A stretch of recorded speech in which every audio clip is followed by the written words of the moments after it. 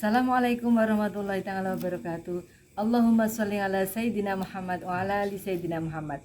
Ini ada Pak Sugeng ya, Pak Sugeng kalau di sini dikenal dengan Pak Sugeng Ugleng. Nah, ini beliau adalah santri yang nyentrik menurut saya karena rambutnya dicat merah. Nah, itu kemudian sudah beliau itu adalah dulu pernah menjadi ustadz juga, kemudian tinggal di Sleman. Kemudian beliau itu termasuk dekat sama Pak Kiai, sudah lama di sini, dan ini ada pengalaman unik. Bagaimana ini pertama kali dulu Pak Ugleng sampai di pondoknya Gus Fuad Pleret itu? Pertama kali saya itu didatangi Kang Sigit ini. Kebetulan dia datang ke waktu itu saya punya sate kelinci. Sate kelinci. Kebetulan saya hobinya trail ya. Dia datang dengan di warung saya waktu itu. Kemudian dia nawarin, Pak Ugleng kalau mau nggak ikut jadi kru adventure trail. Karena apa? Kok ada trail gimana maksudnya?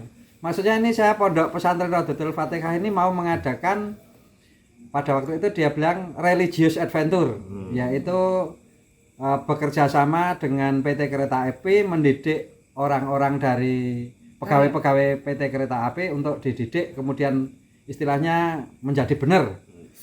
Semacam pesantren kilat gitu. Ya, kayak pesantren kilat. Pada waktu itu saya terbesit awalnya gini, wah ini mesti pesantren keren nih, saya bilang gitu. Karena ini mesti kiai ini keren. Karena apa? Karena ngetril. Pak enak ngetril. Hobimu. Padahal ini hobi saya. Oke siap, saya bilang gitu.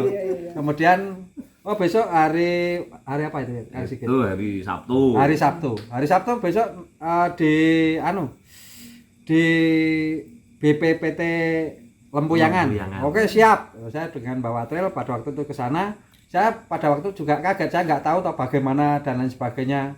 Terus pokoknya belum pernah ke sini. Ya belum pernah ke sini juga. Sampai saya itu tersecat juga. Pada waktu saya juga belum mengenal kalau Kang Sigit ki wong edan. Jadi suasana-suasana gemblung-gemblungan lah gitu. Nah, berjalan waktu kemudian saya alhamdulillah saya sudah sampai ke sini. Pada waktu itu saya juga intinya cuman tiap hari ngetril. Pada waktu itu ngetrail kemudian ya pakai motor trail itu. Orang-orang itu diajak motor-motoran trail itu, orang-orang kereta api itu, kemudian kalau sore ikut pengajian kiai. Pada waktu itu kitab kiai pakai kitab Nasyaibul Ibad waktu itu. Pada waktu itu saya juga, karena saya juga basicnya dari juga pondok pesantren, saya juga wah asik juga ini kiainya, bilang gitu. Jadi saya tertarik dengan kiai, kok kelihatannya kok enak banget di sini ya. Berjalannya waktu, kemudian saya sampai sekarang, tapi pada waktu itu saya juga awal-awal itu juga apa ya, dengan Pak Kiai itu modal sanksi, iki Kiai tenan ora lagi pada waktu itu. Karena apa? Ya karena pada waktu itu saya, jadi apa yang terbersit dalam pikiran saya itu di sini. Bukan di sini tapi di sini. Ya terbersit dalam pikiran saya. Itu kayaknya itu bertolak belakang dengan apa yang didoktrikan dari pengetahuan keagamaan saya. Karena apa? Kelihatannya itu apa yang dilakukan Kiai itu bertolak belakang dengan syariat. Jadi misalnya gini, pernah suatu ketika itu Kiai ngetrail dengan saya.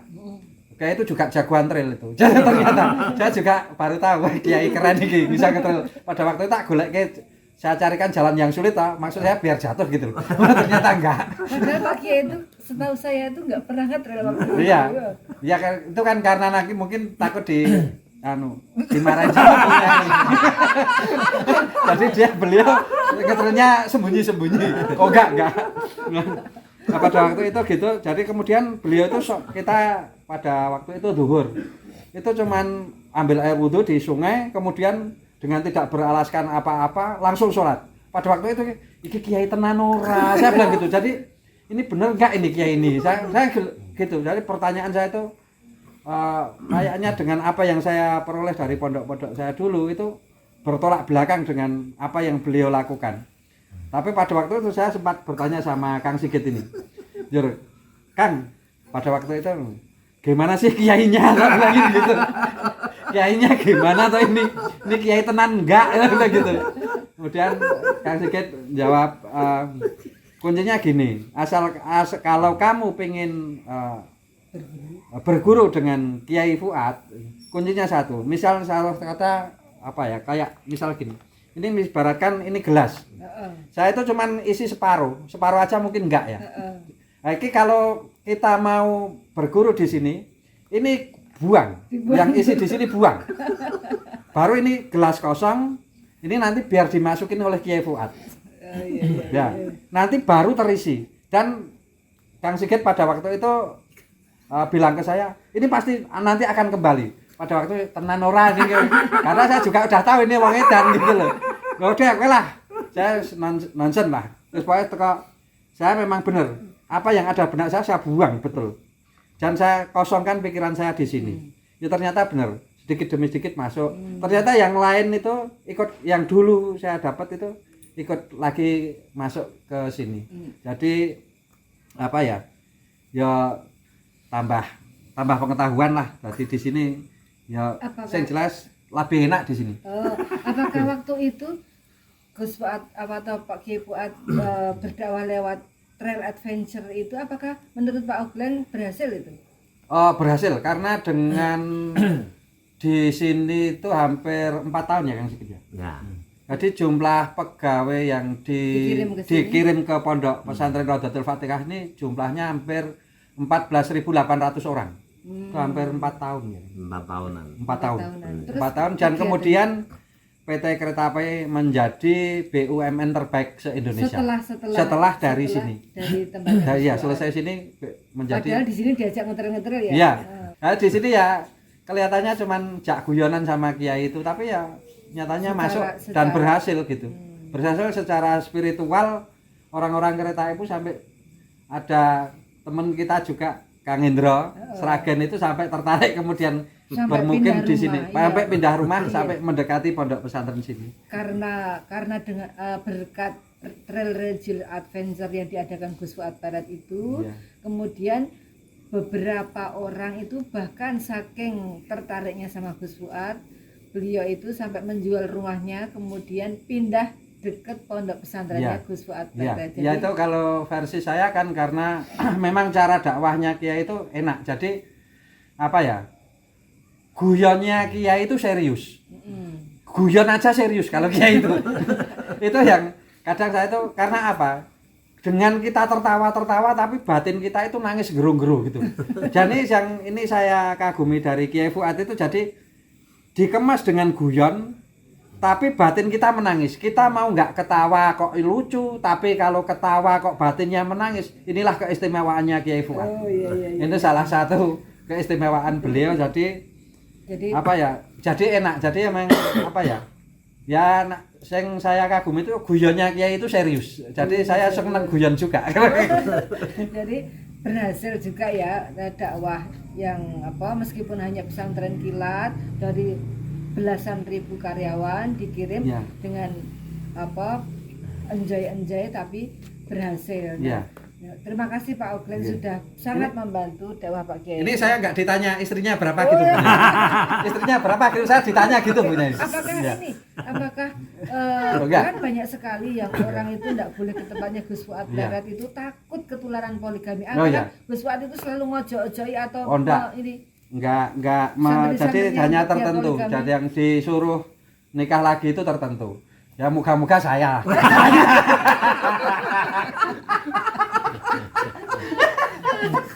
Ya. Jadi kalau istrinya nggak terganggu ya. Oh enggak terganggu ya. Ya kebetulan sama istri saya sudah boleh kok. Terima kasih Pak Oglen. Nah, mungkin dari religious adventure itu apakah ada teman-teman Pak Oglen yang juga atau Pak Sugeng yang juga masuk ke sini ke pesantren ini yang dulunya tanpa kenal ngaji, tanpa kenal apa-apa sehingga mereka sekarang menjadi santri. Oh, ada.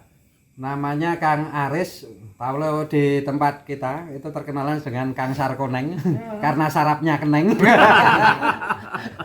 Oh, Itu dulu saya yang ngajak pada waktu itu Kang Sigit cari bengkel. Kebetulan Kang Aris itu mekanik pintar itu pokoknya di situ tempat kemaksiatannya Kang Aris itu sudah terbungkus rapi di situ.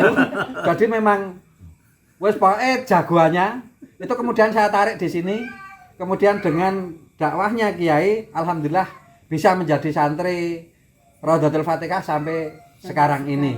Dan kalau Kang Sarkoneng malah sudah istrinya 2. Takutnya di sini ya. Oh iya, enggak. Nah, itu memang suatu saat nanti Kang Aris Sarkoneng di vlog bagaimana beliau dari yang tidak sholat, tidak bisa ngaji dan lain sebagainya, kemudian bisa alhamdulillah sudah puluhan, ya hampir 10 tahun lah beliau ikut ngaji di sini karena dakwahnya Kiai ya. Oh iya, jadi dulu nggak ngerti apa-apa, terus pokoknya nggak pernah kenal pesantren, akhirnya ikut ngajian. Terima kasih Pak Sugeng. Dari saya cukup sekian, mungkin ada hikmah yang kita petik di sini. Ada salahnya saya mohon maaf yang sebesar-besarnya. Salam cinta, salam bahagia. Assalamualaikum warahmatullahi wabarakatuh.